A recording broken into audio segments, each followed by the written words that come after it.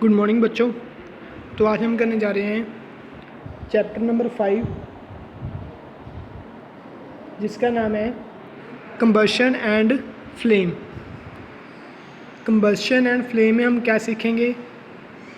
इसमें हम सीखेंगे combustion, what is combustion, fire extinguishers क्या होते हैं, कंबशन क्या होती है, डिफरेंट काइंड्स ऑफ फ्यूल्स क्या होते हैं, बर्निंग ऑफ फ्यूल कैसे कैसे बर्न करते हैं, जब बर्न करते हैं तो कैसी फ्लेम वो प्रोड्यूस करते हैं। चलिए विदाउट वेस्टिंग ऑफ टाइम चलते हैं हम फर्स्ट अपने लेसन के ऊपर, जिसका नाम है कंबशन एंड फ्लेम, और हमारा chapter number 5। This is chapter number 5। Have you ever wondered why a candle Burns when a lighted matchstick is brought near it?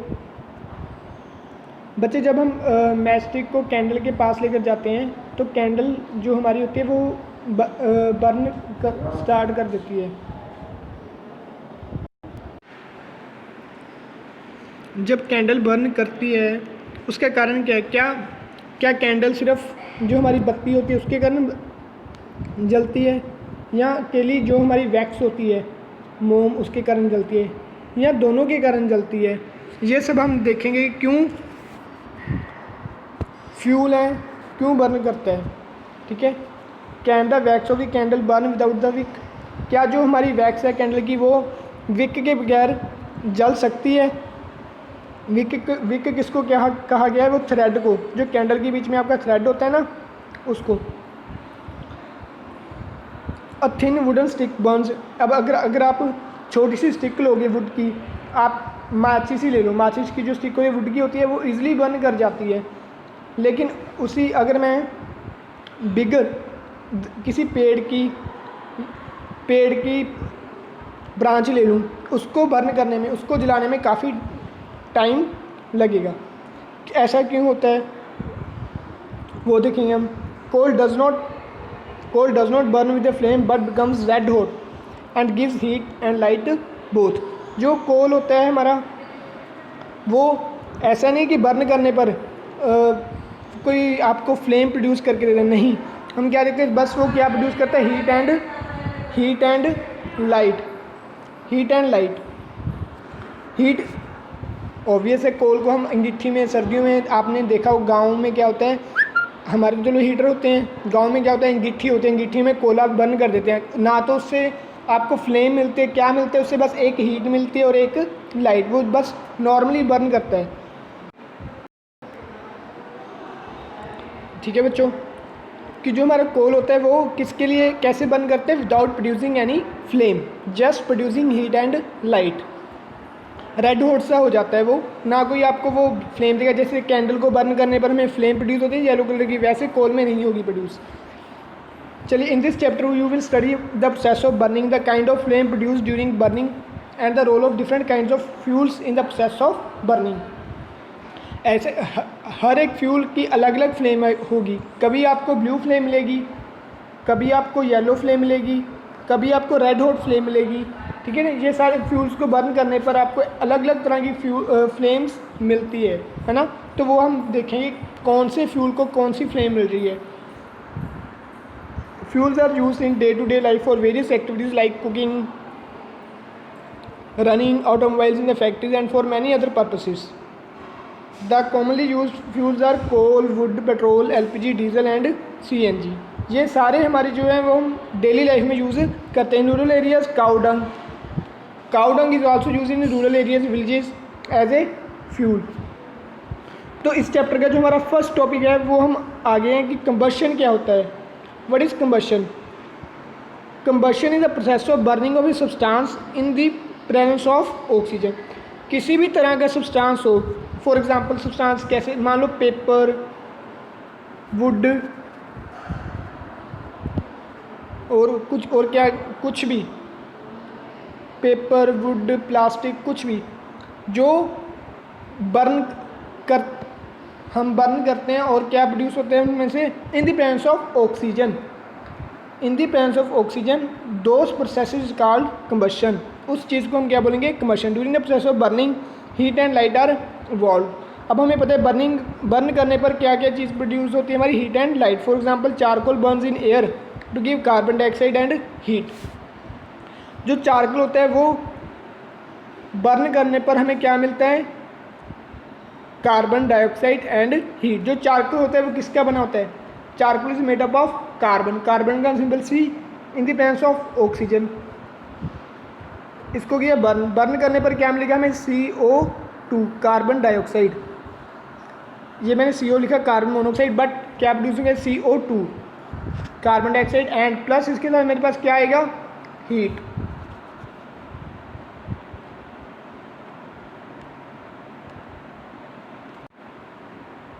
Similarly जैसे क्या हीट प्रोड्यूस हुई ना मेरे पास, तो वो क्या आपका चारकोल क्या हो गया, फ्यूल हो गया। Similarly CH4 it is called methane gas, it is called methane gas और नेचुरल गैस। इसको इन द प्रेजेंस ऑफ ऑक्सीजन, देखो यहाँ पे भी O2 किसका फॉर्मूला है, ऑक्सीजन का। ऑक्सीजन पे बर्न करने पर मेरे पास क्या प्रोड्यूस हुआ, कार्बन डाइऑक्साइड प्रोड्यूस हुआ और वाटर प्रोड्यूस हुआ और हीट। देखो यहाँ पे वाटर कहाँ से आ गया, क्योंकि मीथेन गैस में मेरे पास हाइड्रोजन थी, मीथेन गैस में मेरे पास हाइड्रोजन थी, लेकिन चारकोल में मेरे पास हाइड्रोजन नहीं थी, ओनली कार्बन था, इसलिए यहाँ पे क्या प्रोड्यूस हो गया मेरे पास, वाटर। लेकिन गैस कौन सी प्रोड्यूस होती है हमेशा, कार्बन डाइऑक्साइड। उसी तरह magnesium, when magnesium ribbon is burned in air it gives off a bright white light. अब देखो मैग्नीशियम रिबन को बर्न करने पर कौन सी लाइट प्रोड्यूस होती है, white light, in the form of A white glow and produces A white powder of magnesium oxide. Magnesium को burn करने पर मेरे पास ये रिएक्शन आएगी इन the presence of oxygen 2MgO। Okay, clear है। इन दी above reactions the substances that undergo combustion are called combustible substances और fuels। ऊपर वाली रिएक्शन में जो सब्सटेंसेस कंबशन में जाते हैं उनके हम क्या जो बर्न करते हैं इन द प्रेजेंस ऑफ ऑक्सीजन, उन सब्सटेंसेस को हम क्या बोलेंगे, कंबस्टिबल सब्सटेंसेस। अब हर एक सब्सटेंस बर्न नहीं होगा, कुछ सब्सटेंस ही बर्न होते हैं। जैसे कि आप मान लो स्टोन है, स्टोन को आप आग लगाओगे क्या वो बर्न होगा, नहीं होता, तो वो नॉन कंबस्टिबल सब्सटेंस है। ठीक है, एग्जाम्पल्स आपको दीजिए, charcoal and natural gas. Fuels may be in solid, liquid और गैसियस फॉर्म। फ्यूल्स जो होते हैं वो आपको क्या सॉलिड में भी मिल सकते हैं, लिक्विड में भी और गैसियस फॉर्म में भी। फ्यूल की डेफिनेशन ये मान लो, what is a fuel, fuel is a वो चीज़, वो सब्सटेंस जो आपको क्या दे, हीट एंड लाइट दे, जो आपको हीट एंड लाइट दे, जरूरी नहीं लाइट, हीट एंड एनर्जी। अगर आपको एनर्जी भी प्रोवाइड करके दे रहे हैं ना, तो वो भी आपको क्या कहलाएगा, फ्यूल। हीट प्लस एनर्जी दे, उसे हम क्या बोलेंगे, फ्यूल। कोई भी सब्सटेंस हो सकता है। अब फ्यूल जो सब्सटेंस होता है वो बर्न कब करता है, बच्चे हमने प्रीवियस क्लास में हमने पढ़ लिया था, एक टर्म पढ़ी थी जिसका नाम था इग्निशन टेम्परेचर। इग्निशन टेम्परेचर, ये टेम्परेचर वो टेम्परेचर होता है जब आपका सब्सटेंस, जिस टेम्परेचर पर आपका सब्सटेंस बर्न करना स्टार्ट कर दे, उस टेम्परेचर को हम क्या बोलेंगे, इग्निशन टेम्परेचर। हर एक सब्सटेंस का अलग अलग इग्निशन टेम्परेचर होता है। ठीक है, फॉर एग्जांपल यहाँ पे देखो, ignition temperature is the temperature at or above which a substance starts burning. जब आपका सब्सटेंस बर्न करना स्टार्ट कर दे, उस जिस टेम्परेचर पर वो बर्न करना स्टार्ट कर दे, उस टेम्परेचर को हम क्या बोलेंगे, ignition temperature. Every substance has a definite ignition temperature. वैसे ही जैसे कि दो फॉस्फोरस ले लो, फॉस्फोरस के दो एलोट्रोप्स होते हैं, कौन कौन से, white phosphorus and red phosphorus. White and red, white phosphorus and red phosphorus, इन दोनों का है, दोनों फॉस्फोरस के बने हुए हैं, लेकिन दोनों का इग्निशन टेम्परेचर क्या होता है, डिफरेंट होता है। देखो यहाँ पे आप देखो, every substance has definite ignition temperature which may be as low as 35 degree Celsius. 35 degree Celsius किसका टेम्परेचर होता है, वाइट फॉस्फोरस का।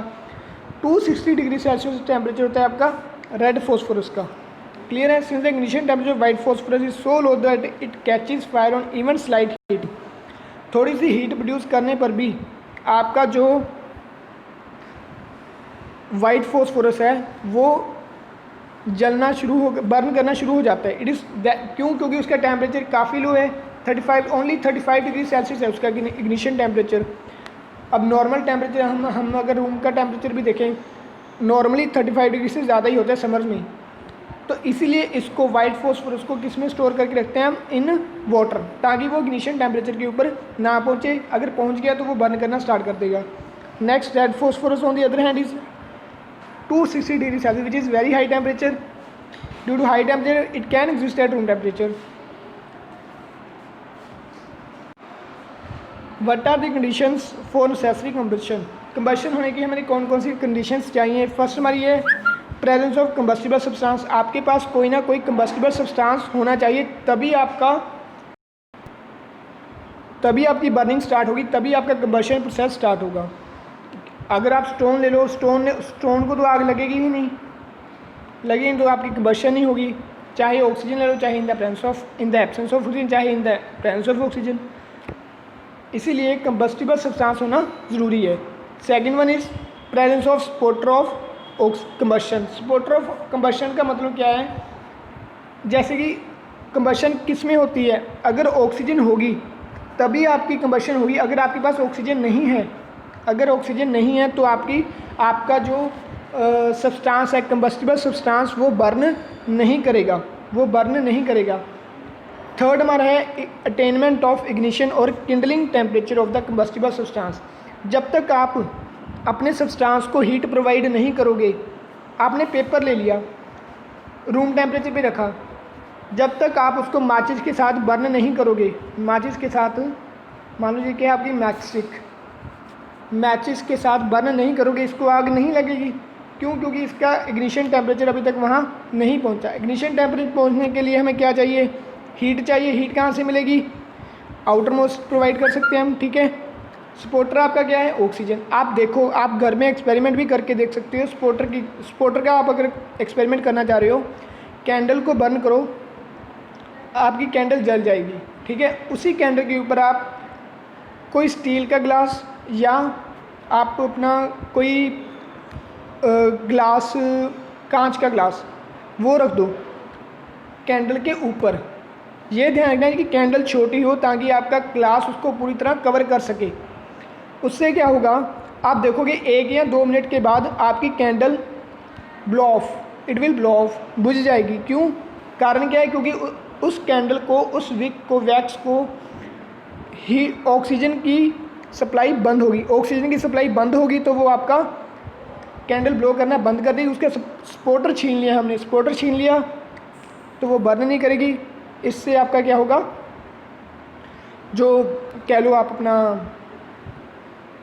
ये कंडीशन हमारी सेटिस्फाई होगी कि ये 3 कंडीशंस होंगी तभी हम कंबशन प्रोसेस स्टार्ट कर पाएंगे। Oxygen, stimuli for temperature, increasing the temperature, ignition temperature पे पहुंचने के लिए कुछ बाहर से हीट तो हमें चाहिए ही चाहिए। दूसरा, जो आप सब्सटेंस ले रहे हो वो आपका सब्सटेंस कौन सा होना चाहिए, कंबस्टिबल सब्सटेंस। तो बच्चों, आज का लेक्चर हमारा यहाँ तक था, बाकी हम नेक्स्ट लेक्चर में करेंगे। आपने यहाँ तक रीड करना है। Have a nice day.